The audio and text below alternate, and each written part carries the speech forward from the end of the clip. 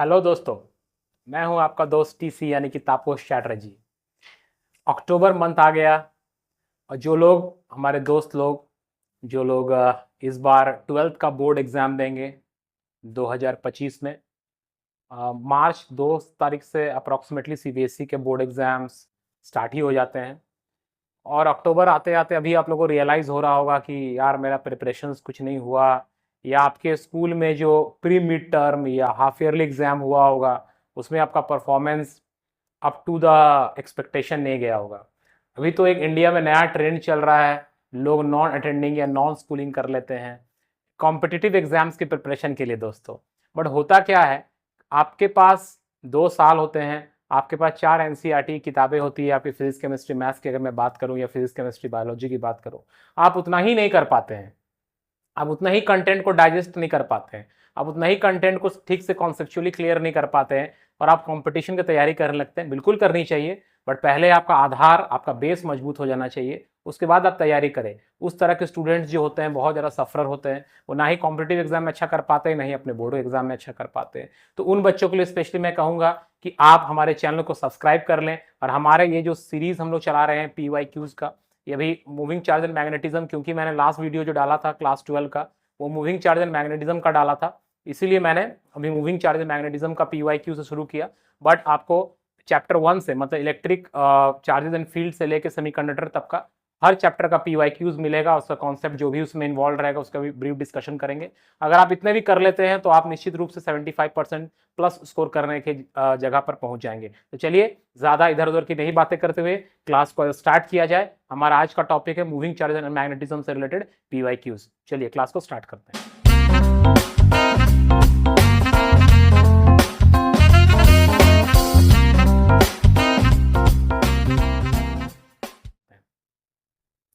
तो दोस्तों आप देखिए यहाँ पर हमारा पहला क्वेश्चन है कि an electron does not suffer any deflection while passing through a region of uniform magnetic field, what is the direction of magnetic field.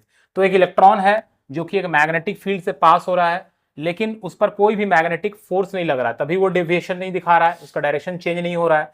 तो ऐसा क्या हुआ, डायरेक्शन बताना है कि what through a region of uniform magnetic field, what is the direction of the magnetic field का direction बताना है। तो चलिए हम लोग इसका सोल्यूशन को देखते हैं। तो देखिए दोस्तों, इसका सोल्यूशन में हम लोग जानते हैं कि जो मैग्नेटिक फोर्स लगेगा उस इलेक्ट्रॉन पर, according to the definition of magnetic Lorentz force, F is equal to क्या होता है, इलेक्ट्रॉन है तो -E लिख देंगे, and it is V vector cross B vector. ये फॉर्मूला आप जानते हैं, राइट।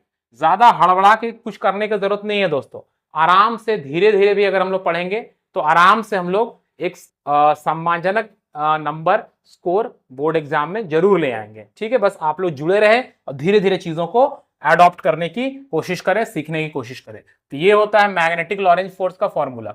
अब अगर उस पर फोर्स लगता तो ऑब्वियसली है कि वो डिफ्लेक्ट करता वो इलेक्ट्रॉन, लेकिन बोल रहा है कि without deflection passing through a medium, लेकिन कोई डिफ्लेक्शन नहीं होना चाहिए, does not suffer any deflection. इसका मतलब कि अकॉर्डिंग टू द क्वेश्चन हम लोग बोल सकते हैं कि अकॉर्डिंग टू द क्वेश्चन, जो क्वेश्चन में इंफॉर्मेशन दिया हुआ है, जो फोर्स होगा वो जीरो हो जाना चाहिए, फोर्स का मैग्नीट्यूड जीरो हो जाना चाहिए, कोई फोर्स नहीं लग रहा है उस पर, राइट, तभी वो डिफ्लेक्शन नहीं हो रहा है उस इलेक्ट्रॉन का।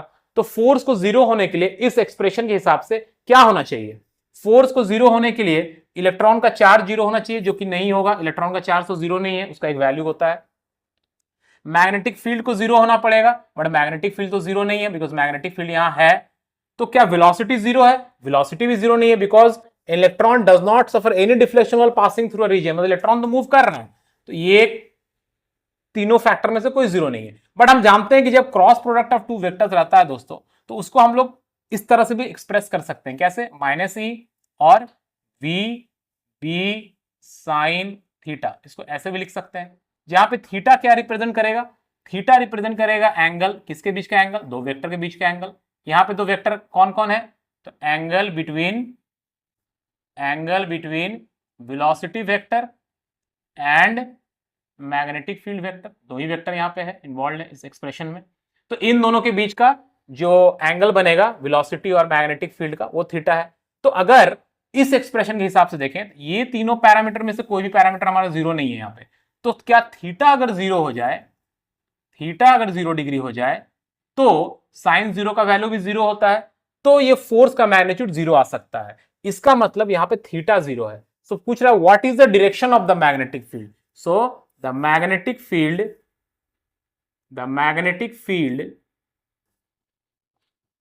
इज डायरेक्टेड, कहां, किधर डायरेक्शन होगा, directed along the direction of motion of electron, along the direction of motion of electron।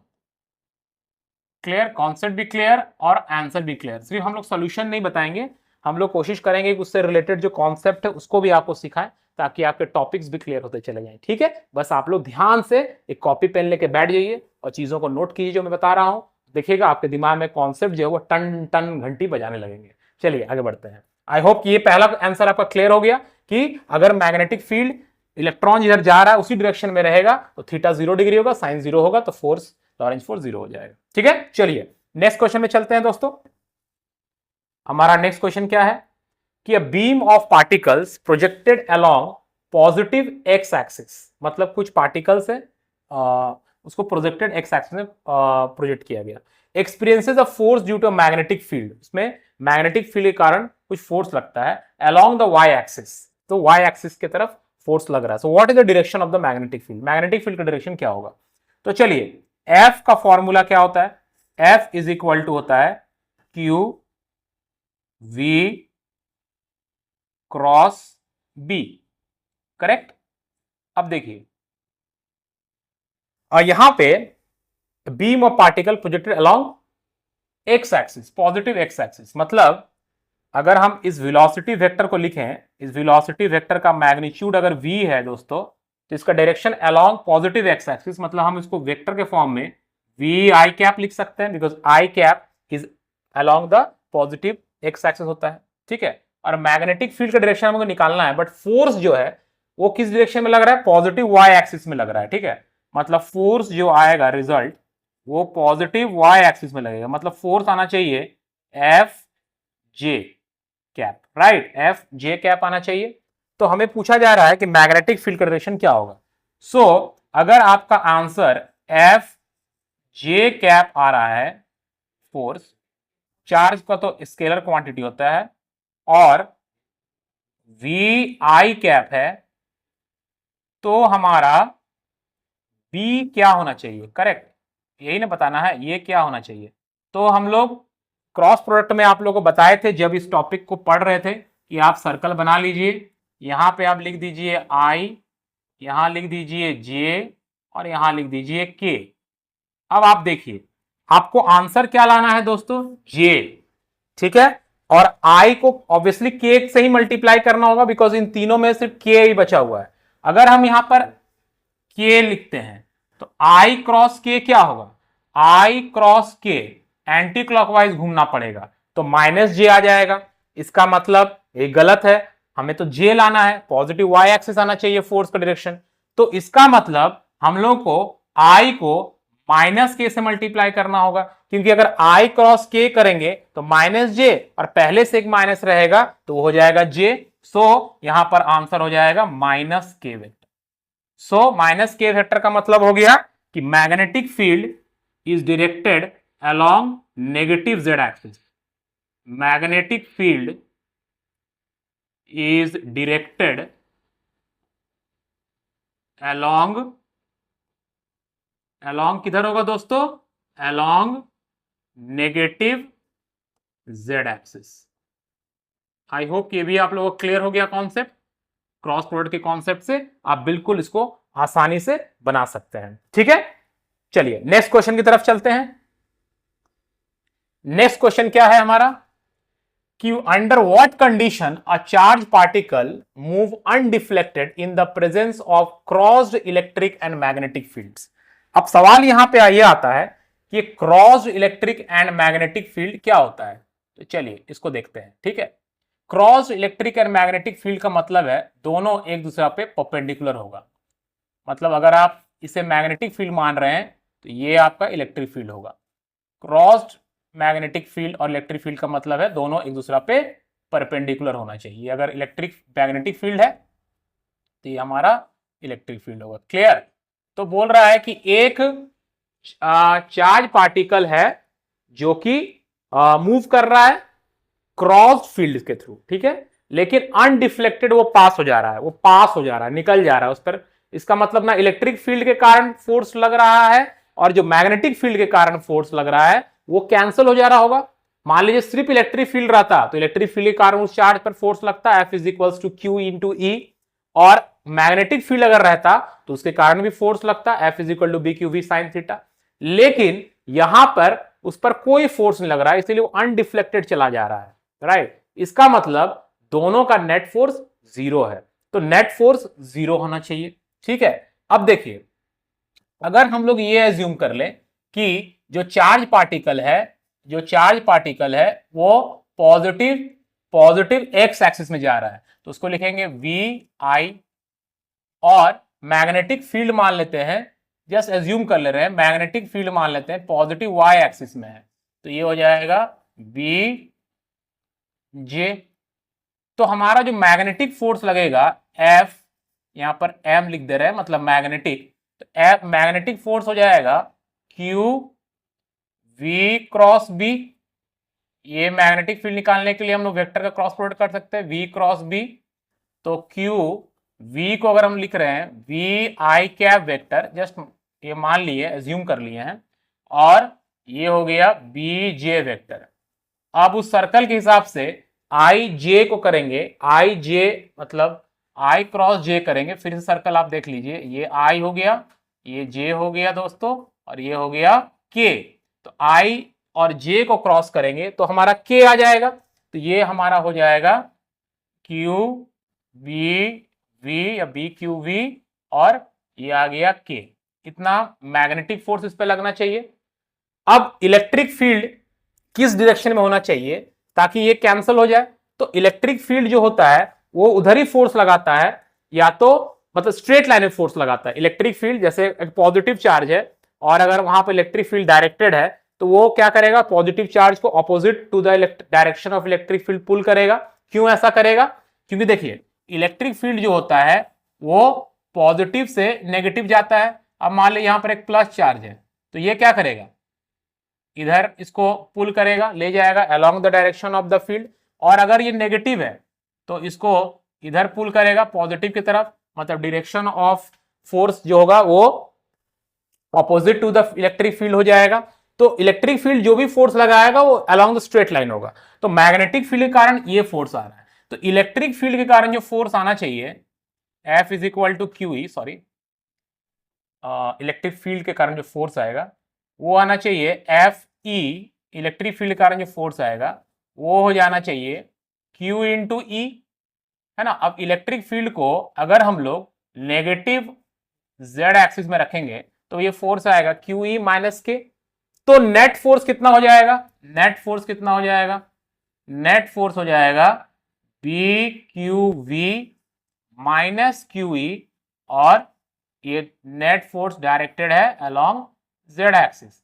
अब अनडिफ्लेक्टेड अगर कोई चार्ज पार्टिकल पास हो जा रहा है उस रीजन से, इसका मतलब हम लोग जानते हैं कि नेट फोर्स जीरो होना चाहिए। सो इफ नेट फोर्स, मतलब अगर नेट फोर्स हमारा जीरो हो गया, अगर नेट फोर्स जीरो हो गया दोस्तों, तो क्या हो जाएगा, BQV - QE is equal to क्या हो जाएगा, जीरो हो जाएगा, करेक्ट, ये जीरो आ जाएगा। So BQV is equal to Q × E हो जाएगा, correct. So Q and Q gets cancel, so V is equal to हो जाएगा E/B।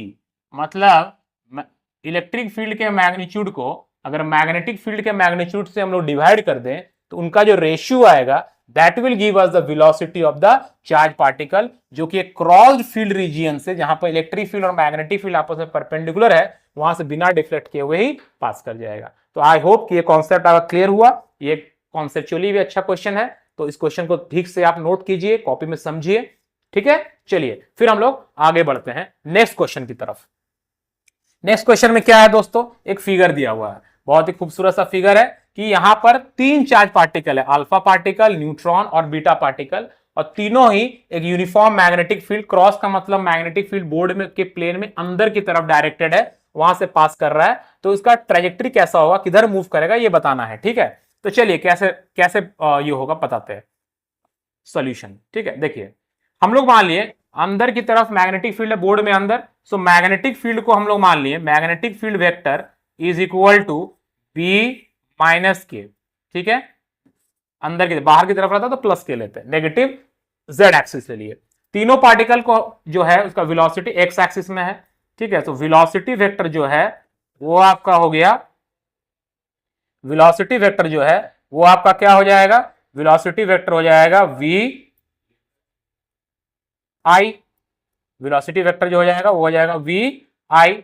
ठीक है, तो अब देखिए अल्फा पार्टिकल, न्यूट्रॉन और बीटा पार्टिकल, तो फॉर्मूला क्या होता है, फॉर्मूला होता है F is equal to Q V cross B, V cross B. ठीक है, तो क्यू वी को लिखेंगे वी आई और बी को लिखेंगे बी माइनस के, करेक्ट। तो क्यू वी बी यहां इसका मैग्नीट्यूड हो गया। अब आई क्रॉस माइनस के, फिर से देख लीजिए सर्कल को, आई जे और के। अब आई क्रॉस के एंटी क्लॉकवाइज होता माइनस जे आता, लेकिन माइनस के है तो प्लस जे आ जाएगा, है ना। इसका मतलब इसका जो डिफ्लेक्शन होगा वो पॉजिटिव वाई एक्सिस की तरफ होगा, पॉजिटिव वाई एक्सिस। तो पॉजिटिव वाई हम ऊपर की तरफ मान लेते हैं, ये ऐसे जाके ऐसे मूव कर जाएगा। बीटा पार्टिकल, बीटा जो होता है वो होता है नेगेटिवली चार्ज पार्टिकल।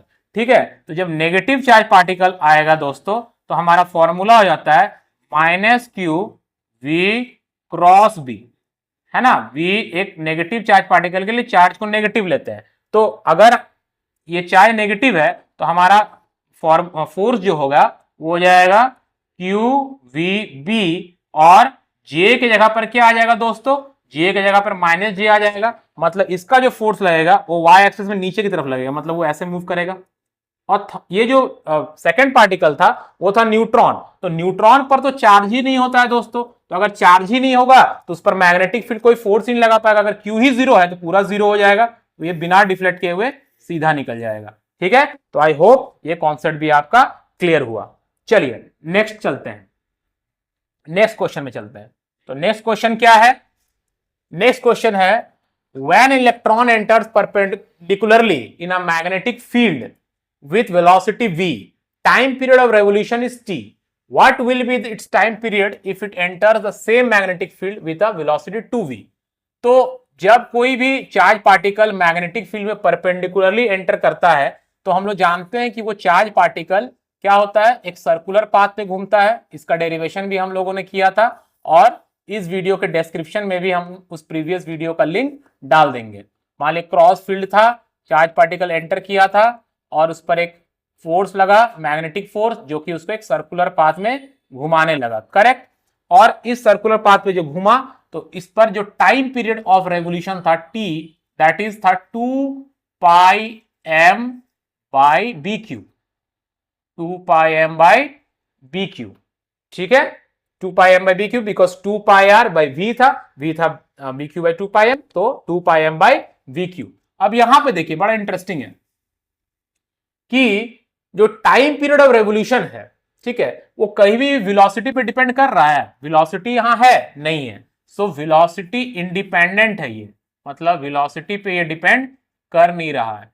ये जो हम लोग टॉपिक पढ़ रहे थे उस समय भी मैंने बताया था आपको कि टाइम पीरियड और फ्रीक्वेंसी ऑफ रेवोल्यूशन जो है वो वेलोसिटी इंडिपेंडेंट है दोस्तों, मतलब वेलोसिटी पे डिपेंड ही नहीं कर रहा है।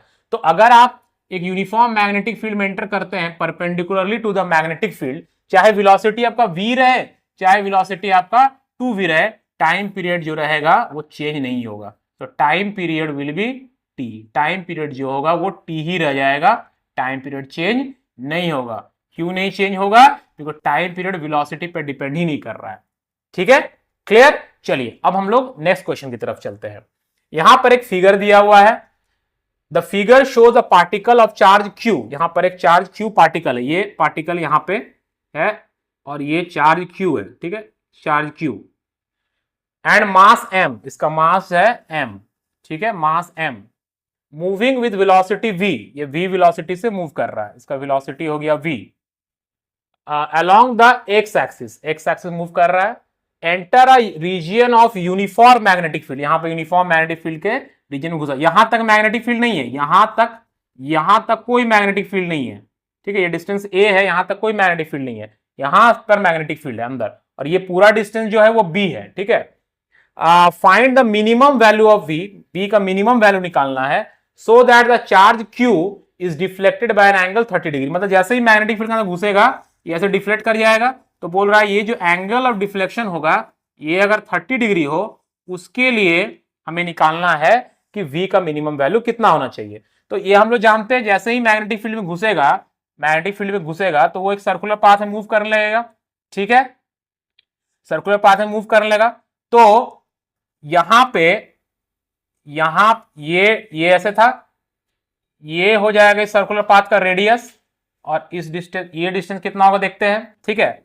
अब ये जो डिफ्लेक्ट किया, ये 30 डिग्री से डिफ्लेक्ट किया था, है ना, ये 30 डिग्री एंगल से डिफ्लेक्ट किया, क्वेश्चन में दिया हुआ है, तो ये अगर 30 डिग्री एंगल होता है तो आप देखेंगे कि ये एंगल जो है ये भी आपका 30 डिग्री आ जाएगा। अब सवाल है कैसे 30 डिग्री एंगल आएगा, तो आप आराम से देख सकते हैं, ये 30 है तो ये 60 हो जाएगा, ये 60 है, ये 90, ये 30 है ना, ये 30 है, तो ये वाला जो एंगल होगा ये भी 90 आ जाएगा, राइट। और हम लोग जानते हैं कि जो रेडियस होता है वो टैंजेंट पर परपेंडिकुलर होता है, तो ये भी 90 हो जाएगा, तो ये 60, ये 30 आया, तो ये 60 हो गया, ये 60 हुआ, ये 90, तो फिर ये 30 आ गया, मतलब ये वाला एंगल भी 30 हो जाएगा, ठीक है। तो ये 30 हो गया, ये इसका रेडियस है, दैट इज आर, और ये डिस्टेंस कितना होगा, ये डिस्टेंस कितना होगा देखिए, ये पूरा यहां से यहां तक ये कितना दिया हुआ है, ये पूरा दिया हुआ है b, और ये है a, तो ये जो डिस्टेंस है जहां पर मैग्नेटिक फील्ड है वो b माइनस a, तो ये हो जाएगा आपका b माइनस a, तो इसका रेडियस कैलकुलेट कर सकते हैं हम लोग, तो हम लोग यहां पर साइन 30 डिग्री लगाते हैं, तो sine 30 degree is equal to कितना हो जाएगा दोस्तों, sine 30 perpendicular that is b minus a by hypotenuse that is r, तो हमारा r आ जाएगा b minus a by sine 30 that is 1/2, तो ये हो जाएगा 2b माइनस a, ये आ गया आपका r। तो हम लोग क्या निकालना था, हमें निकालना था वेलोसिटी, तो वेलोसिटी का फॉर्मूला क्या होता है, वेलोसिटी का फॉर्मूला जो है हम लोग कैसे निकाले थे, अगर भूल जाएंगे तब सिंपल आपको करना है mv²/r equal to B Q V, तो v भी कैंसिल हो गया, हम भी थोड़ा सा भूल सकते हैं, भूल जाएंगे, लेकिन कॉन्सेप्ट अगर आपका साथ है तो कभी भी दिक्कत नहीं होगा। इसलिए मैं हमेशा कहता हूं कि रटा हुआ ज्ञान पर ज्यादा भरोसा नहीं रखना है, अंडरस्टैंडिंग पर भरोसा रखना है। जैसे हमको अभी थोड़ा सा कंफ्यूजन हुआ कि वेलोसिटी का फॉर्मूला क्या होता है, हम जानते हैं सेंट्रीपिटल फोर्स लग रहा है और मैग्नेटिक फोर्स लग रहा है, दोनों की इक्वेट कर दिए, तो आपका यहाँ पे v का फॉर्मूला क्या आ गया दोस्तों, v का फॉर्मूला आ जाएगा b q r by m, तो यहां पे आपका हो जाएगा b q, और r के जगह पे हम लोग क्या लिख सकते हैं, r के जगह पे लिखेंगे 2b minus a by m, तो 2b माइनस